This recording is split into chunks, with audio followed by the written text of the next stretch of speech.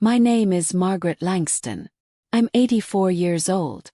I've lived a full life, raised 3 children, buried 1 husband, and outlived most of my friends. I speak gently, but I've never been weak.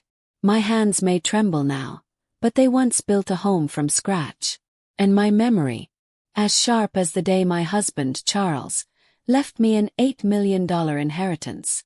And no one knew, not even my son. The moment it all came to light. It was a Tuesday. I sat calmly in my own living room, my cane resting by my side, a soft breeze drifting in through the window, the scent of roses from my garden filling the room. Across from me sat my son's wife, Janine. She wore her usual smugness like perfume, too heavy, too fake.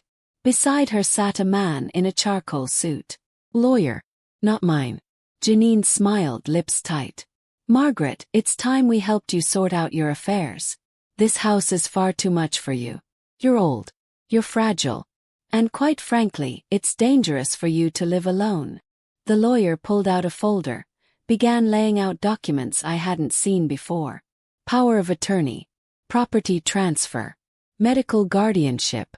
They were trying to strip me of everything, quietly, politely, like they were doing me a favor. But I had been expecting this. They thought I was old and confused.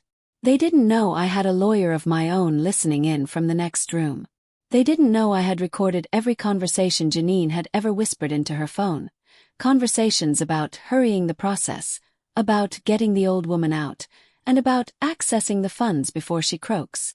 They didn't know about the trust fund. They didn't know the house wasn't even in my name anymore. And they had no clue that the will they were about to override had already been rewritten. But as the lawyer slid the documents toward me, asking for a signature with a soft smile, I simply raised my eyes, looked Janine straight in hers and said, "Are you sure you want to play this game with me, sweetheart?" Her smile faltered. Her face stiffened. And then I pulled out a document of my own, from the cushion beside me, and laid it on the coffee table with a thud. The color drained from her face. But that's not even the best part. The best part was who walked into the room next. Now let me take you back to the beginning, before the inheritance, before the lies, before the betrayal that changed everything. Because none of this happened overnight.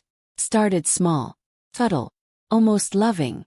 I grew up in Vermont, met Charles at the local library, and we built a life in a modest house with our son Daniel. Daniel was quiet and bright. He adored his father and clung to me like a second shadow. We were a close family until the accident took Charles from us far too early. I was left a widow at 62.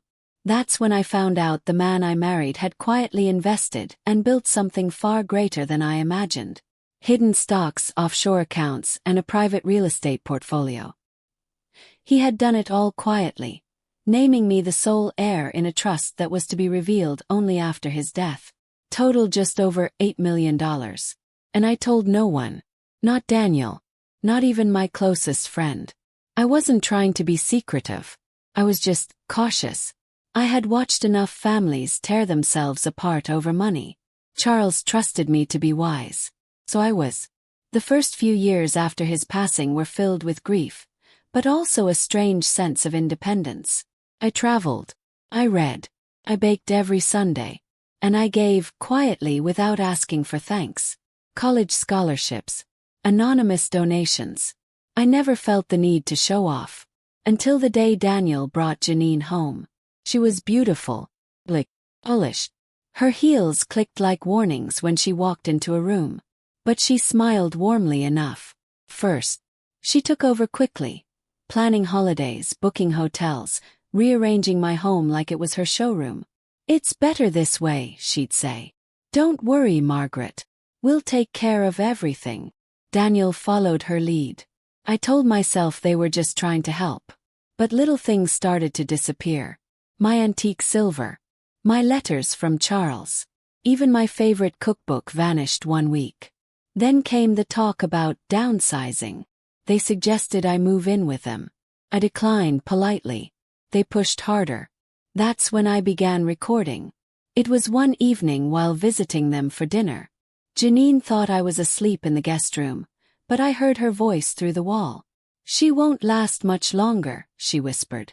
"Once we get her into assisted living, we can put the house up for sale. The deed's probably still in her name. We'll figure it out." My heart froze. I remember lying there in the dark, staring at the ceiling fan as it spun slowly. My body was still. But my mind began to plot. I hired a lawyer the very next morning. Created a new trust. Transferred everything into an LLC. I named my goddaughter, who they didn't even know existed, as my power of attorney. I sold the house and bought it back under a different entity. I prepared for war silently. Weeks passed. They grew bolder. Janine called a family meeting. She said it was time to discuss the next phase. I played along, offered cookies and tea, smiled when I wanted to scream. And when she told me she'd invited someone to help guide the conversation legally, I said, "Wonderful idea, dear." And that's how we ended up on that Tuesday. Janine with her fake concern. The lawyer with his slick contracts. And me sitting there quietly. Until my own lawyer stepped into the room. A tall woman in her 40s with an icy voice and a file thicker than a Bible. She walked over, placed the folder beside theirs and said calmly, "I'm afraid Mrs. Langston won't be signing anything today. In fact, we have something for you to sign instead." Janine stood up. "Excuse me." My lawyer didn't flinch. "You're being served." The room went silent. Daniel looked like a boy again. Confused, panicked, helpless. And Janine. She started to sweat. But what was in that file? And why did it make Janine nearly faint before she even read the second page? You'll want to stay for that part. Because the real twist had only just begun. If this chapter made your jaw drop or your heart ache for Grandma Margaret, don't forget to like, comment your thoughts, and subscribe for the next chapter, where the truth behind Janine's betrayal begins to unfold. The next chapter is coming, and trust me, you won't want to miss it. Janine's hand hovered above the folder my lawyer had placed on the table. Her fingers twitched slightly. Her expression, once smug and polished, was now stretched tight with suspicion.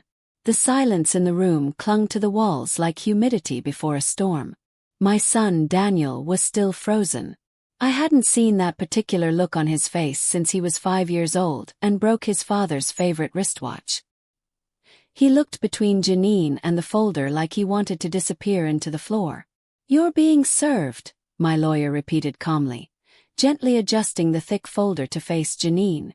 "For attempted elder exploitation, coercion and fraud. Your voice is on tape, and your name is all over these communications." Janine scoffed, forcing a laugh. "This is absurd. Margaret, what is this game you're playing?" I folded my hands neatly in my lap. "Not a game, dear. A reckoning." Her fingers finally opened the folder. She flipped the first few pages, her lips moving slightly as she read. Then she froze. Page 3. That's when the color truly left her face. She didn't look up. She just dropped the folder onto the coffee table like it had burned her fingertips. Because page 3 was the transcript of her phone call, one I had recorded while she was in the kitchen last month. She had been bragging to a friend about how easy it would be to talk the old lady into signing her life away. "I'm the smart one in the family," she had said. "Danny just nods along. I'm the one pulling strings." She didn't know I was recording from the hallway with a hidden mic in my sweater. Now the consequences had arrived. But let's step back a bit. You need to understand how this woman got her claws into my son, and why it took me so long to see what she truly was. Daniel met Janine at a real estate conference. She was charming, witty, a few years younger than him, with a hunger in her eyes that I mistook for ambition. They married within 6 months. I was hesitant, but Daniel was glowing. He'd just gotten a promotion and she made him feel like a king. First, things were fine. She hosted dinners, kept the house spotless, sent me scented candles for holidays. She even took me to the spa once. But it wasn't long before the cracks began to show. She began monitoring my finances, casually at first. "Margaret, you shouldn't be using a checkbook anymore. It's outdated. Let me set you up with online banking." Then came the questions. "How much did Charles leave you again? Just so we know how to plan for your care. Do you still have that life insurance policy? What bank did you say your accounts are with? Always played coy. Oh, I forget these things, I'd chuckle. I just pray the Lord keeps the roof over my head. But I never forgot. I wrote everything down, locked it in a safe Charles built into the back wall of my sewing room. Even Janine didn't know it existed. One day, I found her in that room, poking around the bookshelf. Oh, I was just looking for that Bible you said had Charles's notes in it, she said sweetly. There was no such Bible. I knew then she was searching. So I played along. Let her think I was becoming forgetful. I scattered expired pill bottles on my nightstand. Misplaced my keys on purpose. I let her build her case that I was slipping, that I needed assistance. Daniel, bless him, wanted to believe she meant well. He never questioned her, not once. He saw her as organized, responsible, the glue holding our family together. He didn't see how she eyed every detail of my estate. The thing is, Janine hated that I never told them about Charles's inheritance. She once asked directly over lunch, "Did he leave anything substantial?" I sipped my tea and said, "He left me with memories and a rose garden." She didn't laugh. That day I made a decision. I would never let her touch a dime. I began to act. I contacted my late husband's financial advisor. He was retired, but he referred me to a woman named Judith, sharp as a blade and compassionate as a nun. Judith reviewed everything, and together we moved all assets under a private trust with airtight protection. I changed the name of my estate from Margaret Langston to a foundation Charles and I once dreamed of creating, the Langston Fund for Independent Women. I donated a portion of the funds to scholarships, bought a cabin in Montana just for peace, and I wrote a will so solid even a tornado couldn't shake it. Still, Janine pushed harder. She began telling Daniel I was lonely, that I might need supervised care soon, that my judgment was slipping. She suggested I move to a care facility, just for a few months to see how it feels. I declined. That's when she brought in the lawyer. Which brings us back to Tuesday. As Janine read the rest of the folder, her face twisted in disbelief. The lawsuit, the recordings, the sealed affidavit from my physician declaring I was of sound mind and body. And finally, proof of asset movement, showing everything had already been transferred and was no longer under my legal name. Meaning, even if she had tricked me into signing something, it would have been meaningless. She stood up abruptly. "This is ridiculous. You think you're clever, but you're just a lonely, bitter old woman." Daniel flinched. "Janine." "No," she shouted. "This whole time she's been playing us. Like we're villains. You knew nothing about this, and she made us feel like monsters." Daniel looked at me. His eyes watered. "Mom, is this true? Did you really have all that money? All these years?" I took a long breath. "Yes. Why didn't you tell me?" I looked at him, not angry, not proud, just honest. "Because I wanted to see who you were without it." He sat down like the wind had knocked him over. My lawyer stood. "This conversation is over. Janine, you'll be receiving official summons. If you attempt to contact Mrs. Langston again, we'll pursue a restraining order." Janine stormed out. But Daniel stayed. He sat in silence for a long time, holding his head in his hands. Then finally he whispered, "I didn't know, Mom. I swear." I nodded, but I didn't speak. Because the truth is, he didn't know. But he chose not to see. And that hurt even more. What happened next? Well, let's just say that inheritance didn't just stay hidden. Started changing lives. But not in the way Janine thought. Because after the storm passed, I did something no one expected. And it shocked Daniel more than anything that had happened in that room. What did Margaret do with her $8 million after surviving her daughter-in-law's betrayal? And what hard choice did she make next that split the family forever? Find out in the next chapter. If this story pulled at your heart or reminded you of the power of quiet strength, like, comment below and subscribe. Grandma's just getting started. The day after the confrontation, I woke up before the sun, made myself a strong cup of coffee, and sat quietly in the corner of my porch. The birds hadn't begun singing yet. The sky was still dark, but I needed the silence. Janine's words kept ringing in my ears. Lonely, bitter old woman. I should have brushed them off, but they clung to me like damp clothes after a storm. Not because they were true, but because somewhere inside me, I feared my son might have believed her. Daniel hadn't come home with her after that meeting. He stayed behind, lingering in the foyer after my lawyer left. His eyes were glassy. His voice was small. "Why did you do all this without telling me?" he asked. I didn't answer right away. How could I? How do you explain to your own son that the silence was your shield? "Because you married someone who treated me like a stepping stone," I said. "And you let her." He looked away ashamed. And I didn't say more. I wasn't interested in punishing him. I just needed him to understand that this silence, this secrecy, was the only power I had left. But that morning, as the sun cracked through the treetops, I knew what I had to do next. I wasn't going to spend the rest of my life protecting that money in secret. No more hiding. No more fear. It was time to make it mean something. I pulled out my notebook, one I had kept for years, filled with names, places, scribbles, stories. Women I'd met over time. Girls I'd mentored. Children I'd seen growing up around the church and the community center. Widows, single mothers, first-generation students, veterans. Each with a dream but no hand to help. And I began writing checks. Not to them directly, but to the Langston Fund, now legally recognized as a nonprofit foundation. I assigned my goddaughter, Clara, as the director. A fierce woman in her 40s with more backbone than most CEOs I'd ever seen. Clara and I built the framework for a scholarship and business microloan initiative. Quietly, discreetly, but purposefully. Then I wrote one more letter. This one was to Daniel. It was short. "Son, we can't undo what's been done, but we can choose who we become after the storm. Love you. But I won't reward silence and blindness with inheritance. If you want to be in my life, come as a son, not an investor. Mom." I left it on the foyer table. He came by later that evening alone. No Janine. No rehearsed speeches. Just him.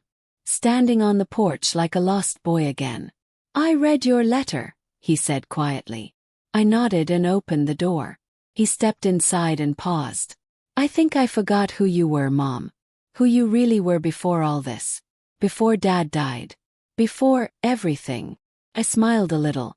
"It's easy to forget the roots when you're busy reaching for the sky." He sat down. "She's gone," he said. "Packed up this morning and left." My chest tightened, but I didn't show it. "Are you okay?" "I don't know," he admitted. "But I'm seeing things clearer now. I thought we were building a life. But I think I was being led." That part hurt more than I expected.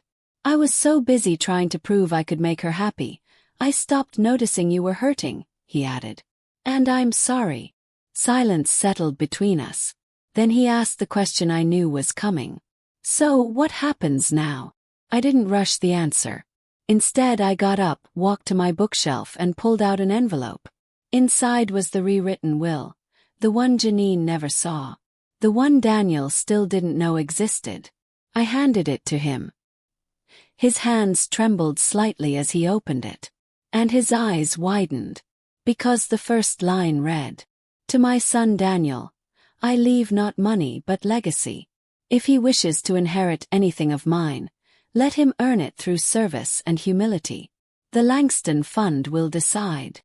He looked up at me, stunned. "You're putting me on trial?" he asked.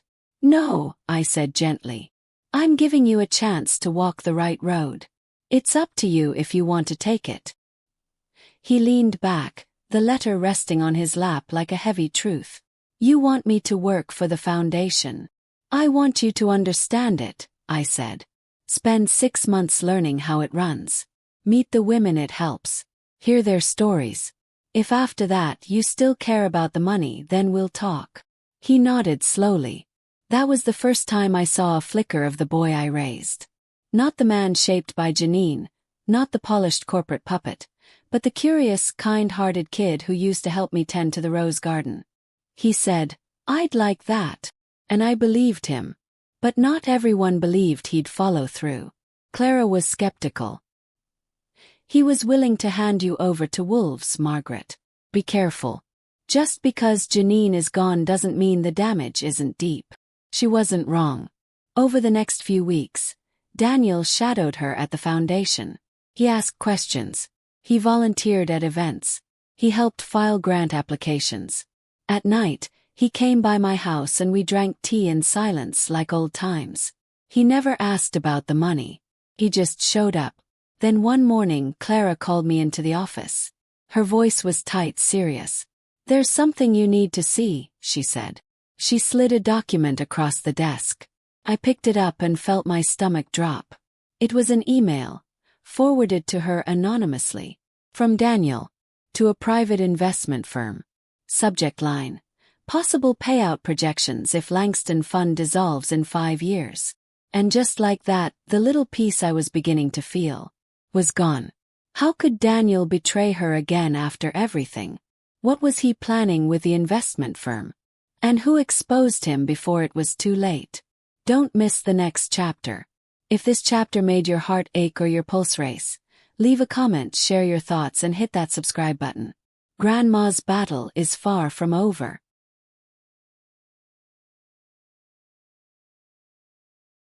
I stared at the email in Clara's hand like it had teeth. My vision blurred, not from age, but from rage so sharp it felt like betrayal wrapped in broken glass. Daniel. My Daniel. The boy I fed, raised, prayed for when he was sick, defended when he cried, had written to an investment firm asking about dissolving my life's work, our foundation. He didn't send it to just one firm, Clara continued, her jaw clenched. This was forwarded by someone on the inside. He'd shopped it around to 3 different firms in New York. Wanted to know what kind of financial return they could offer if the Langston Fund's assets were liquidated after a few years of operation. I didn't speak. Couldn't. I had trusted him again.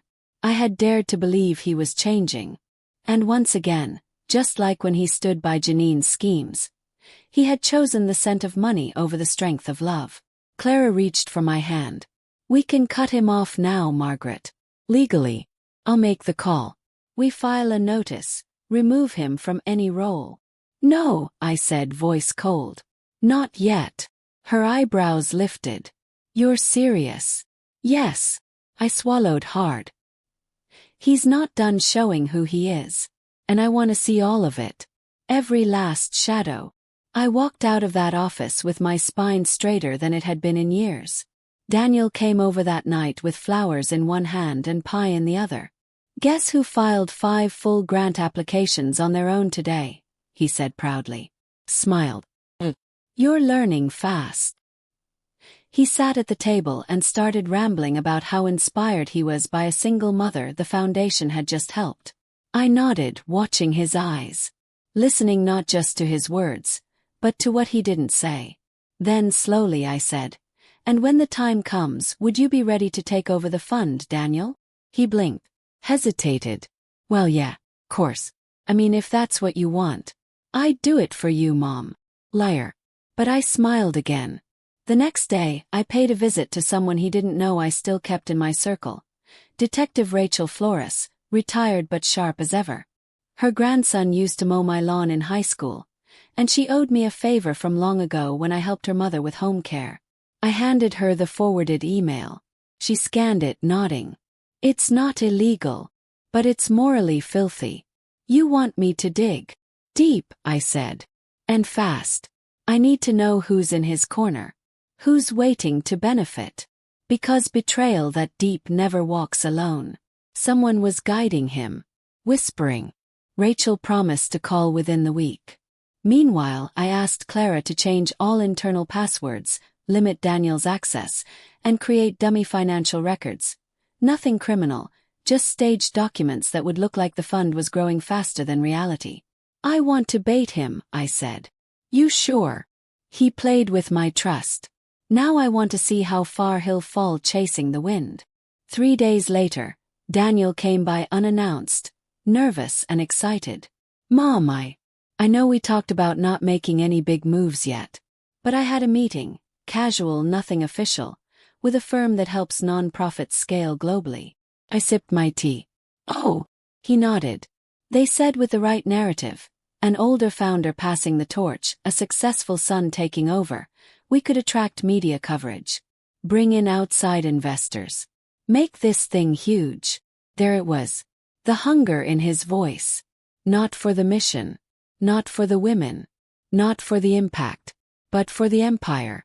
And then, as if God himself wanted to rip the curtain back, Rachel called. I let it ring twice, then answered on speaker right in front of Daniel. "Margaret," she said, "got something you'll want to hear." Daniel paused mid-sentence, confused. Rachel continued. "Your son met with Janine 3 days ago. In secret. At a law office in Albany. The two of them are drafting a proposal to merge the foundation into a for-profit consulting firm. It's in Janine's name. She never left him. They're playing you." I looked up slowly. Daniel turned white. He opened his mouth. Nothing came out. My hand trembled, not from weakness but from something deeper. Finality. "You were never sorry," I said. He dropped his head, then tried to laugh. "It's not what you think." "No. It's exactly what I think." "Understood. You and Janine want the fund. Take it." He looked up sharply. "I'm serious," I continued. "I'll hand it over. Every penny. Every document. But only if you agree to a clause." He narrowed his eyes. "What clause?" "That once you sign you can never see me again. Never call. Never visit. Not even if I'm dying. You get the money. But you lose the mother." He sat there, frozen, speechless. He didn't say yes. But he didn't say no. That silence was my answer. I turned and walked to my room, closing the door behind me. Clara handled the rest. We launched a full audit on his involvement, locked down every account. And then, I rewrote the will again. This time I removed Daniel entirely. And added someone new. But who? Let's just say. She had a small apartment, 3 jobs, and once cried in my driveway when I gave her a second-hand coat for winter. You'll meet her in the next chapter. If this chapter left you breathless or furious, you're not alone. Margaret's journey is far from over. Don't forget to like, comment, and subscribe. There's still fire in this grandma, and the storm isn't done raging. Her name was Rena Miller, 26 years old. Wore the same shoes every time I saw her. A mother of 2 with a voice so soft it could break your heart. She worked the late shift at the diner 2 blocks from my home, the kind of girl most people overlooked. But not me. Years ago, when she was just 18, she knocked on my door asking if I needed help in the garden. She'd seen me struggling to lift a bag of soil. She offered to do it for free. Said she just wanted to learn. I gave her $10 anyway. And lemonade. Since then, she showed up every few months, with her shy smile and scraped-up hands. Her children would play near the porch while she helped me repot tomatoes or rake leaves. We rarely talked about her life, but I saw it on her face. Struggles, disappointment, long nights, little food. One day, I found her in the garden with silent tears running down her cheeks. I offered her a hug. She broke. Told me her boyfriend had left with her rent money. That she was working 3 jobs just to keep her children from being taken away. I handed her one of Charles's old coats and a grocery card I'd kept for emergencies. She cried harder. She called me her angel grandma. I never forgot that. So when Daniel betrayed me again and left my soul aching with grief, I didn't turn to lawyers or bankers. I turned to Rena. She was the first name I wrote into the new will. Clara thought I'd lost my mind. "You're giving your legacy to a waitress with 2 kids."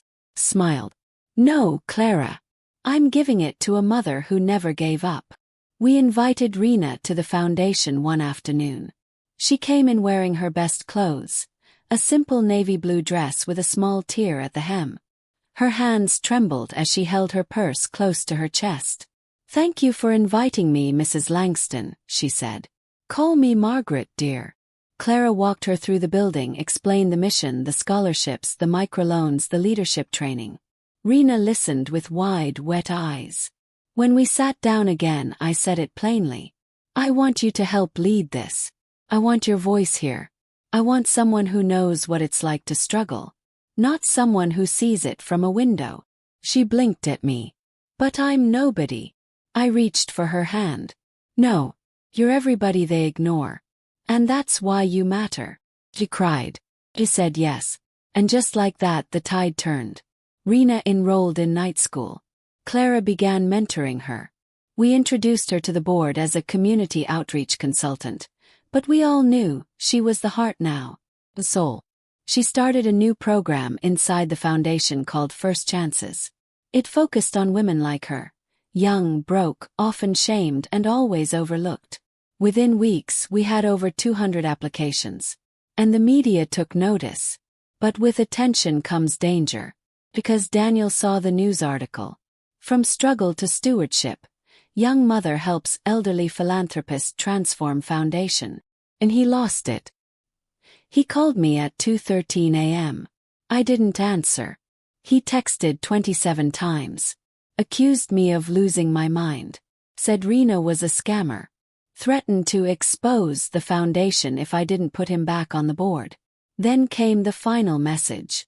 "You'll regret this. That girl. She's going to ruin everything you built." He didn't know me at all. But he was right about one thing. Someone was planning to ruin everything. Just not Rena. Started with a bank alert. A flagged login attempt from an IP address in Albany. Clara traced it. It matched Daniel's old firm. Then came the letters.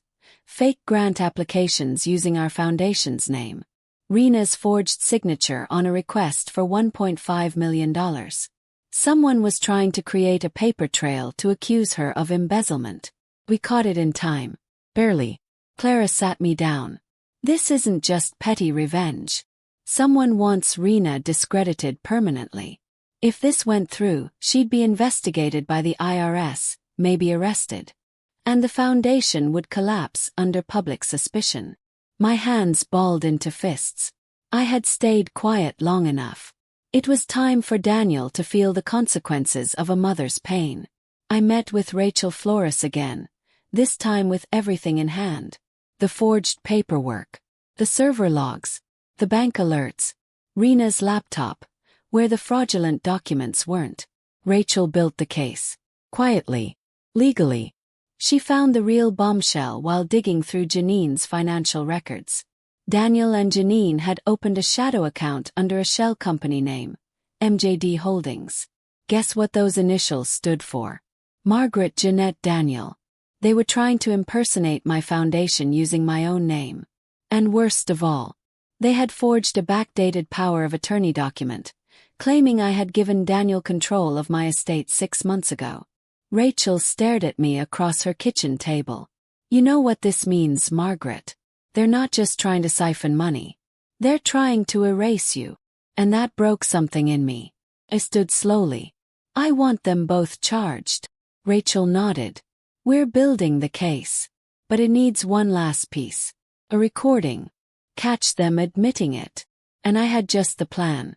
You see, Daniel didn't know Rena had installed security cameras after the forged documents were discovered. So I invited him to my house one last time. Alone. Told him I was ready to talk. He arrived wearing a fake smile and a Rolex I had never seen before. His eyes were hollow. "I miss us, Mom," he began. I served him tea. And turned on the living room recorder. "I know you tried to help," I said. "And I know Rena is a problem." His eyes narrowed. "You're finally seeing it." I nodded slowly. "Let's say. I hand over the fund. Quietly. No legal mess. What's in it for me?" He leaned forward. "Everything. You walk away. We dissolve it in 2 years and you keep a stipend. We say it was your wish all along. Clean. No drama." Smiled. And recorded every word. He didn't know the camera was hidden behind the bookshelf. He didn't know the mic was in the flower pot beside him. And he definitely didn't know Rachel Flores was parked across the street, already sending the live feed to the DA's office. That recording was enough to break the case wide open. But what came next was even bigger, because Rachel uncovered something else during her final sweep. Something about Janine. Something I hadn't even guessed. And it changed everything about the betrayal I thought I understood. What secret was Janine still hiding? And how did it shatter Margaret's understanding of the past? You won't believe what comes next in the next chapter. If this chapter shook you, share your thoughts below. Like, comment, and subscribe. Grandma's fight is far from over. Rachel's voice on the phone was different this time. Tight, urgent, and clipped like someone standing at the edge of a cliff. "Margaret," she said, "I need to talk to you. Not at your house. Not over the phone. Somewhere quiet. Neutral." I was at the kitchen sink, watering a pot of lavender. My hand paused mid-pour. "What is it?" I asked. There was a long silence. "I found something in Janine's financials. Something Daniel doesn't know. Something you need to see." My stomach twisted. I agreed to meet her in an hour at the old church hall where I used to volunteer. She brought a file, thick with printed emails, bank statements, property records, all tied to Janine Simmons. But one envelope sat separately, marked with a handwritten note. "Confidential. Do not scan." Rachel opened it slowly. Inside was a birth certificate. Child, born 17 years ago. Mother, Janine Simmons. Father, unknown. But the kicker: the child's legal guardian listed at birth. Margaret Langston. I nearly dropped the envelope. "What is this?" I whispered. Rachel gently placed her hand on my arm. "It's real. DNA confirmed. Janine had a child before she ever met Daniel. Baby girl. But 2 months after birth, she gave up guardianship to you." I blinked hard, trying to grasp what I was hearing. "I never raised another child," I said, voice hoarse. "There must be a mistake. She used your name, Margaret. Forged documents, identity switches. The child was placed into foster care in Michigan, but under paperwork stating you had been the guardian, briefly, before surrendering rights. Why would she do that?" "Breathe." Rachel looked straight at me. "Because she needed someone invisible. Someone old. Someone whose name wouldn't raise suspicion. She never thought anyone would look. Janine had trafficked a child through the system using my name." The room spun. Rachel showed me more emails with a man called Vince. Payments. Conversations. Deals. The child had disappeared off the map at age 4. Vanished. "Do you know what this means?" Rachel asked. "This isn't just fraud. This is criminal negligence. Potential trafficking. She used your identity as a shield." My hand covered my mouth. "I thought she was just greedy," I said. "I didn't know she was evil." But Rachel wasn't done. "Here's the worst part," she said. "That child. Rena Miller." My heart stopped. "What?" Rachel nodded. "We traced the file. Cross-checked the photos. Timelines. Her foster name was Rena Grace, but her birth name was Rena Simmons. Janine's daughter. Dumped into the system and hidden under your name to keep her clean." I couldn't breathe. Rena, the girl I had mentored, fed, hugged, cherished, was Janine's child. And neither of them knew. Or did they? I needed answers. That night I invited Rena over. Sat her down in the same chair Daniel once occupied. She came with a smile, holding banana bread she'd baked. "I thought we could talk about the next round of applicants," she said brightly. I didn't speak. Just handed her the birth certificate. She read it. Slowly. Carefully. Then her hands began to shake. "I never knew who my mother was," she whispered. "I was told I was abandoned. That I wasn't wanted." He nodded. "She forged documents. Hid you under my name. You were used as a pawn. But you were never unwanted." Tears streamed down her face. "She's Janine." "Yes." She stood abruptly. "Does she know?" "I don't think so," I said. She buried the truth so deep, she probably forgot the damage it caused. Rena paced the room, breathing fast. I don't know if I want to see her. I don't know if I can. You don't have to, I said gently. You owe her nothing. Not even your pain. She stopped, then turned to me. I want to stay with the foundation, she said. I want to use my story to help others who were thrown away. He nodded. That's your power now. Not hers. But Daniel. I still had to face him. I arranged a public board meeting for the foundation. Journalists were invited. Donors. Community leaders. I had one empty chair. For him. He arrived late. Wearing a suit too expensive for his character. He walked in as I stood at the podium, preparing to announce the next wave of scholarship recipients. Glad you could join us, Daniel, I said calmly. He sat confused, murking. I turned to the audience. I want to tell you a story, I said. About a girl who was thrown into the system, abandoned, renamed, and nearly erased. But she rose. She worked. She earned. And she is now helping build the very foundation that should have protected her from the beginning. Gasps from the crowd. Rena stood at the side of the stage, eyes wide. I lifted the birth certificate. This is Rena Miller's truth, I said. And the woman who discarded her. I turned slowly to face Daniel. Is the same woman you partnered with to dismantle this foundation. The room went dead silent. Daniel's face contorted. What is this? Continued. Rena is your stepdaughter. You tried to rob your own blood. And your mother. Cameras flashed. Journalists scribbled furiously. I leaned in. You always thought I was hiding money. But I was hiding strength. And you just ran headfirst into it. Security approached the table. Daniel stood panicking. Rachel walked in with the DA and served the warrants. Wire fraud. Identity theft.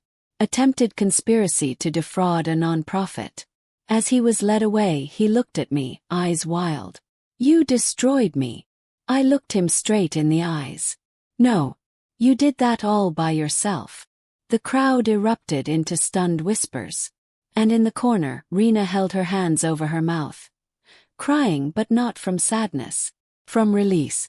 But even now, with Daniel behind bars and Janine under investigation, there was still one final decision to be made. Who would inherit everything once I was gone? The answer would define the end of this journey. In the next chapter, Margaret makes her ultimate choice. And you won't believe who else is watching from the shadows. If this chapter took your breath away, please share it, leave your thoughts below, and don't forget to subscribe. Grandma is reclaiming more than money. She's reclaiming destiny. The headlines were still fresh when I sat back on the porch, watching the sun set behind the maple trees I planted with Charles 40 years ago. Socialite son of philanthropist arrested in shocking foundation fraud. Former waitress turned director is secret daughter of CEO's wife. Grandmother outsmarts multi-million-dollar scam, with a hidden camera and a bigger heart. I didn't care about the press. What mattered to me now was legacy. Not wealth. Not names on plaques. Legacy of love. Of protection. Of standing up even when you shake doing it. Daniel and Janine's names were now entangled in lawsuits, investigations, and public disgrace. The Langston Fund, however, was stronger than ever. Rena became a local hero overnight. TV stations begged for interviews. Community members came forward with flowers, letters, hugs. But fame wasn't what she wanted. Don't put me on a stage, Margaret, she said, sitting across from me on that porch. I just want to work. Quietly. To make sure no girl like me ever gets lost again. He nodded. And when I'm gone. She went quiet. Looked down. I'll keep it safe, she whispered. I believed her. But the story wasn't over yet. Not for me. Because there was someone else watching everything from the sidelines. And she hadn't said a word since the scandal broke. Her name was Claire, Daniel's daughter. My granddaughter. 16 years old. Janine's only other child. And unlike her parents, Claire was different. She called me 2 days after Daniel's arrest. "Grandma," she said, her voice shaking, "can I see you?" When she arrived at my house, she didn't come with makeup or airs. Just a backpack and tears in her eyes. "I didn't know what they were doing," she said. "But I knew they were wrong." She handed me a manila envelope. Emails. Private messages between Daniel and Janine. Claire had been watching from her bedroom window as her parents schemed, lied, and planned. She copied everything. Saved it. Just in case. "You were always kind to me," she said. "You never judged me for being their daughter." I reached across the table and took her hand. "You're not responsible for their sins," she cried. Not just from guilt, but from the years of confusion. Watching her father chase money. Her mother sharpen lies like blades. Never knowing if she could break free of the mold. I saw the pain in her. But I also saw the potential. Days later, Clara came to me with a question. "Who will take your seat, Margaret? You've created something powerful. We need to name a successor formally. For the board. For the future." My heart already knew the answer. But my head needed time. I spent a week reviewing files, watching footage of Rena speaking to groups, reading the letters from girls she'd helped in just 6 months. But then one night I found something else. An essay. Titled, "What It Means to Be a Langston Woman." Double-spaced. Written by Claire. She never told me she submitted it. She had applied for a Langston scholarship under a pseudonym, Claire Adams. I read every word. How she had grown up in silence, surrounded by lies. How she watched her mother call me useless, and her father laugh at my kindness. How she wished every day that someone like me had been her mother. How she wanted to be like Rena, not Janine. And the last line. It nearly broke me. Maybe blood doesn't decide legacy. Maybe love does.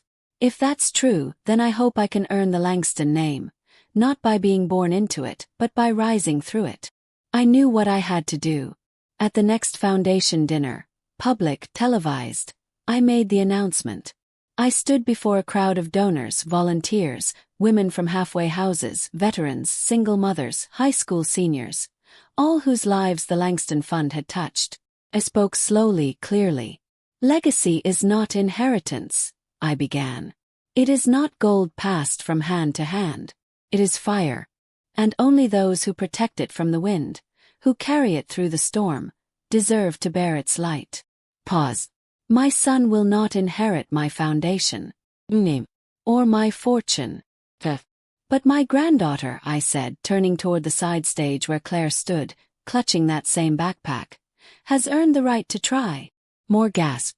"She has chosen truth over comfort, justice over loyalty, and silence over spectacle.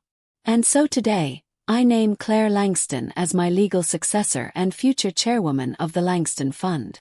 Cameras flashed. People clapped. But Claire, she just cried. Then she ran onto the stage and hugged me. Not for the attention, but because for the first time in her life she belonged. Rena stood in the crowd, her hand over her heart. Clara smiled at me with tears in her eyes. But not everyone smiled. That night, Janine posted online. Cold, calculated video. From a rented Airbnb. Lit with ring lights and venom.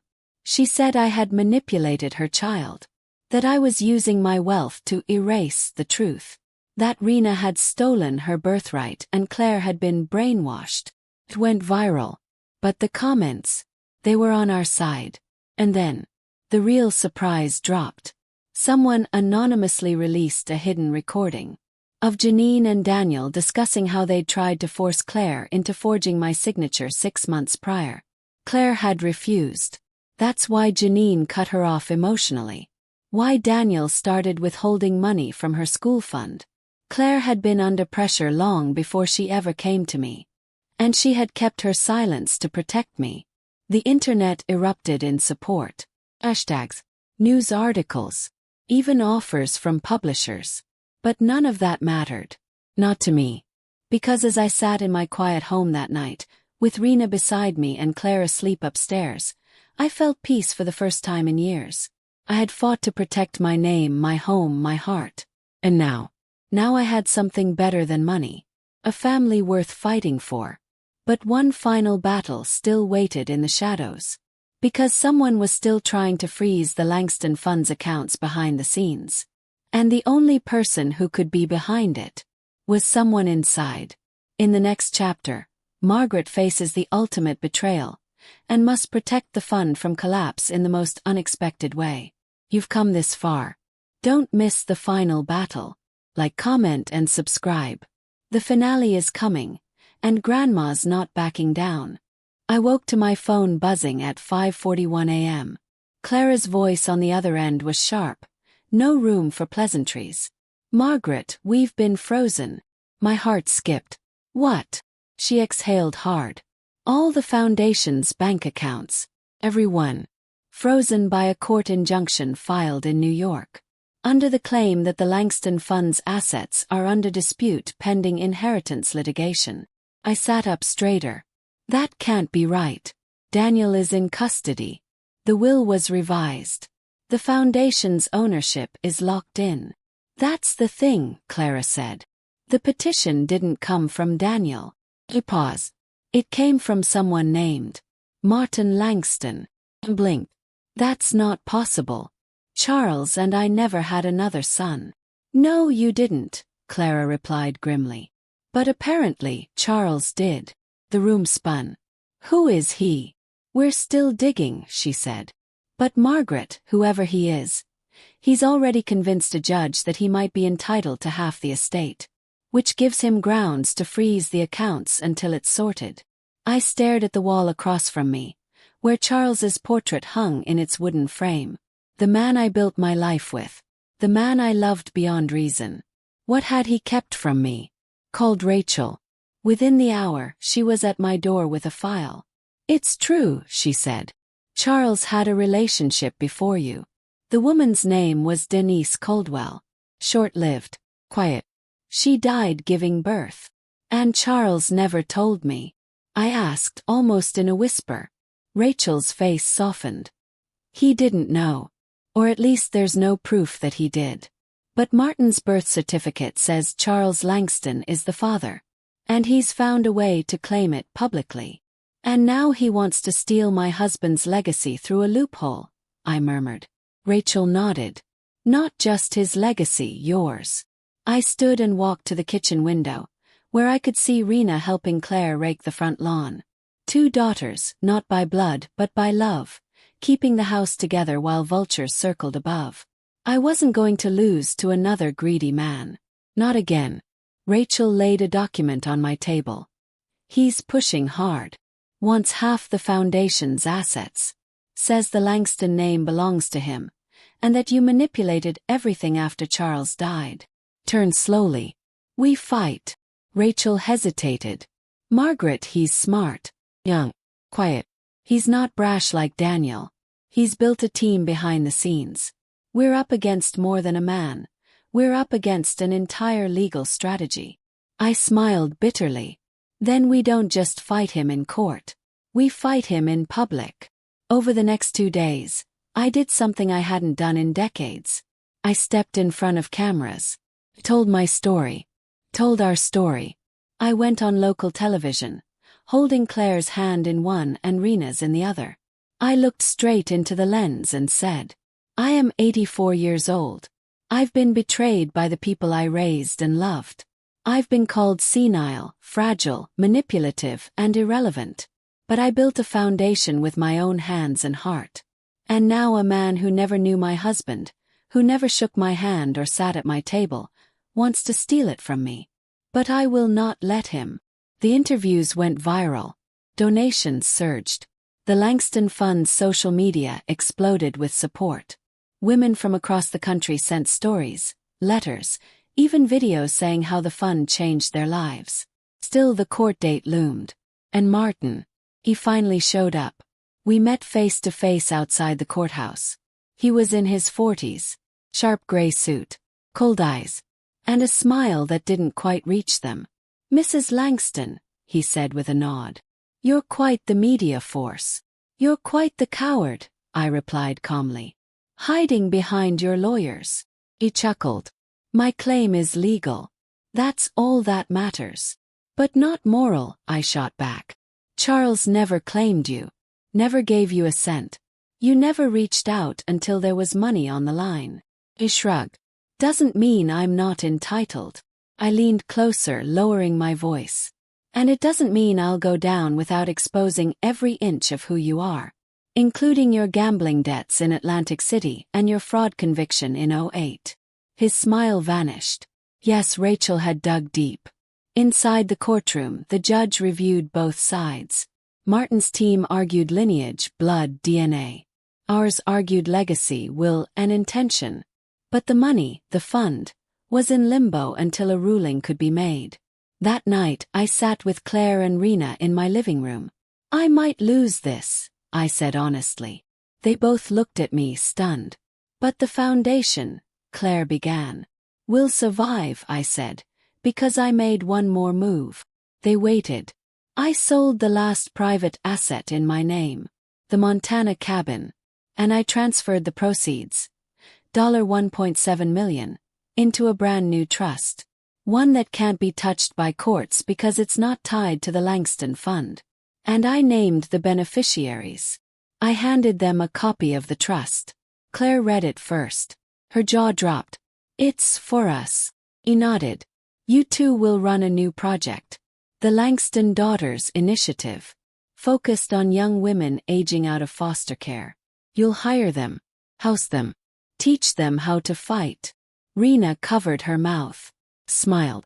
If Martin wins the Langston name, let him have it. Because the soul is already gone. 2 days later, the judge ruled. Martin would not inherit the foundation. Not because he lacked DNA. But because he had never been a part of the legacy. The will stood. The accounts were unfrozen. But Martin wasn't done. He filed an appeal the next day. And as we prepared for the final legal battle, I made one last plan. Because I wasn't going to live forever. And someone still had to be named as the heir to everything else. Charles's hidden assets. The royalties from the Langston brand. The copyrights to my published works and recorded interviews. Now worth more than I ever imagined. And I had the perfect person in mind. But it wouldn't be public. Not yet. I wrote a letter. Sealed it. And gave it to Clara with instructions to open it only after my death. Because inside that envelope was the final twist. The real heir. The person I'd chosen to carry my name, my blood, and my redemption. And it wasn't Rena. And it wasn't Claire. In the next chapter, the true heir is revealed. And the reason will change everything. If you've walked this road with Margaret and felt the fire in her journey, don't stop now. Like, comment, and subscribe. The end is near. And the truth is deeper than you imagined. I stood at the edge of my rose garden just before dawn, the air still damp with dew, the petals catching morning light like velvet secrets. In my hands I held a faded photograph, one I hadn't looked at in years.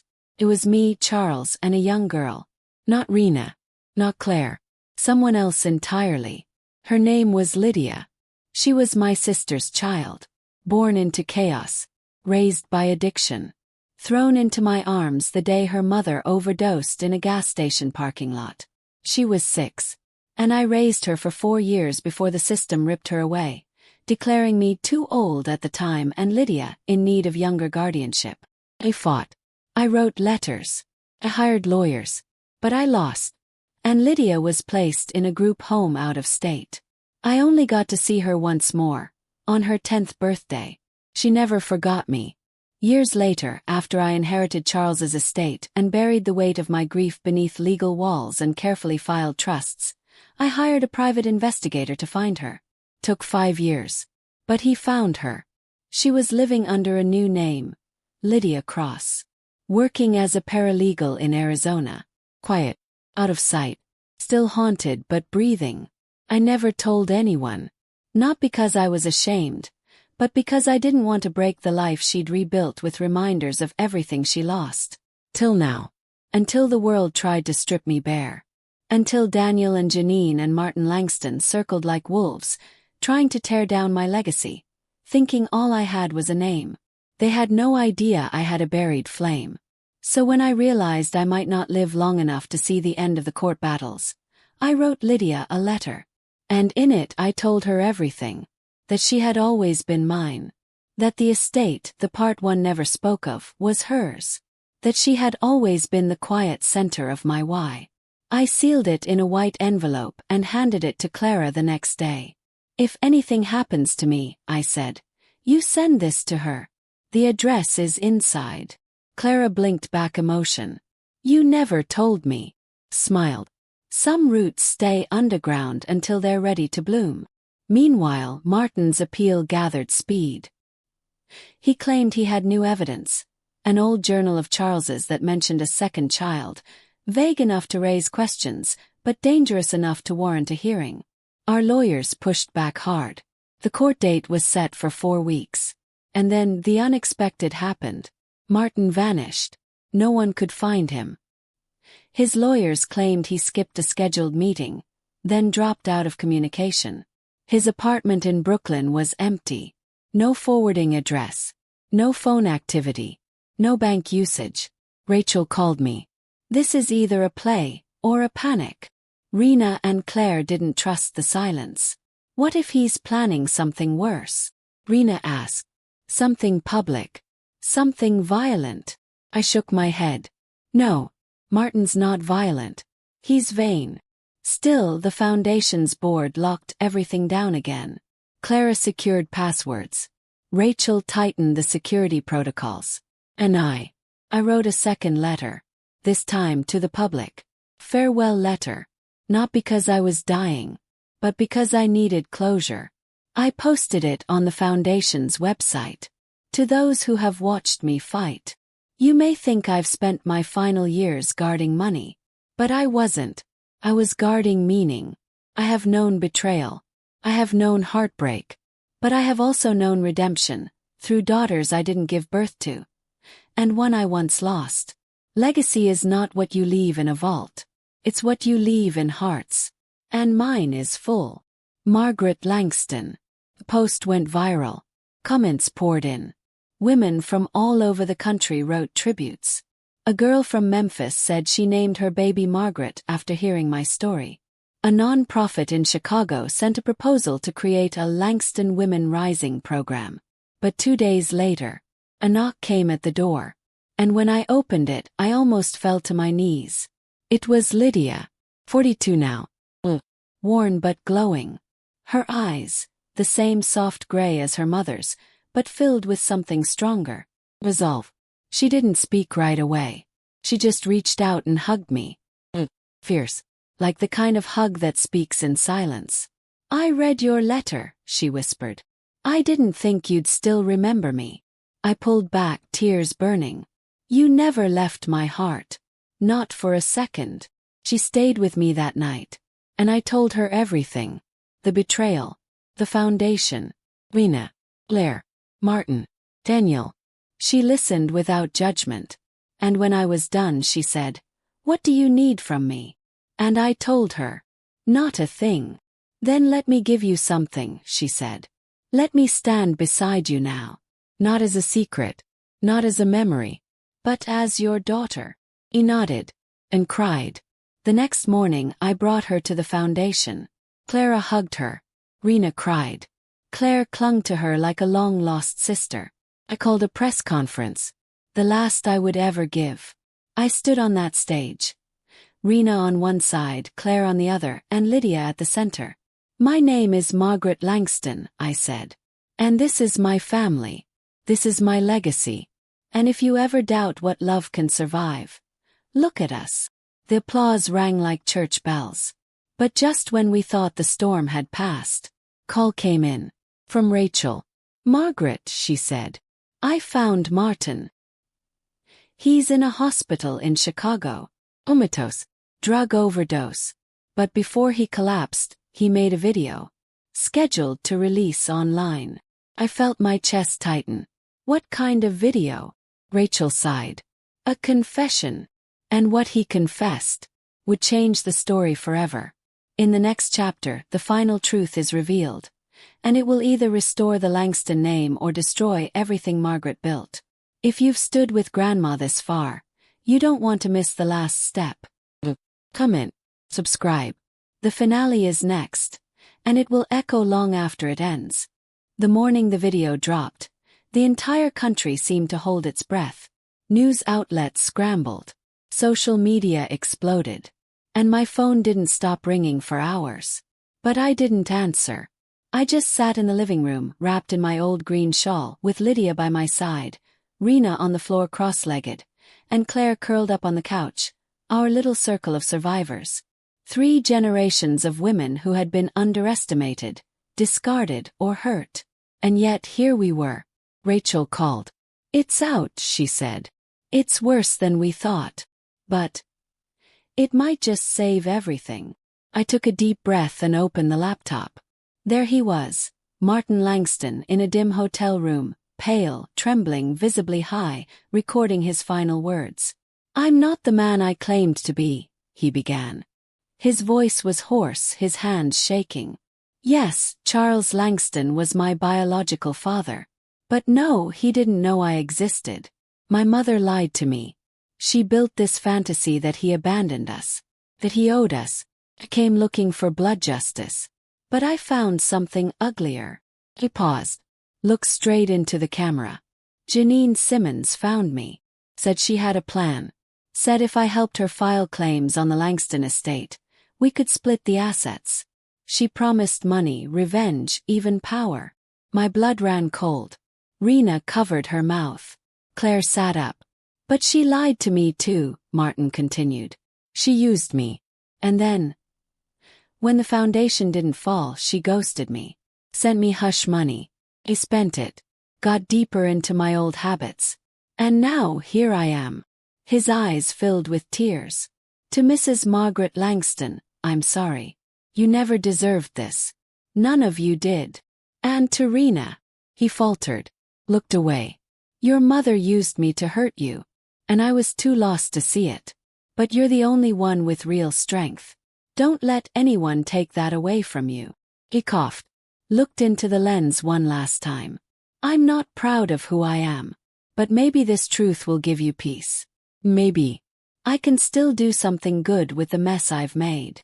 The screen went black. Silence. Rena was sobbing. Lydia had her hand over her heart. Claire was frozen. And me. I sat perfectly still. Because for the first time in a long time, the truth had spoken for itself. The media didn't attack us after that. They rallied behind us. Langston legacy vindicated by viral confession. Janine Simmons implicated in foundation sabotage. Grandma's quiet power crushes inheritance scam. Janine tried to deny everything. Claimed Martin was lying, high, unstable. But the court wasn't buying it this time. The video became Exhibit A. Paired with Rachel's investigation, Janine was indicted for conspiracy, wire fraud, and obstruction of justice. Daniel. He pleaded guilty.